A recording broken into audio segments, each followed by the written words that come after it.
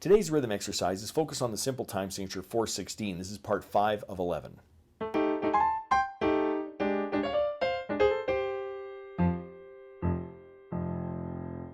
Welcome to my studio, Bach To Basics. This channel is where you can find videos to further your music studies.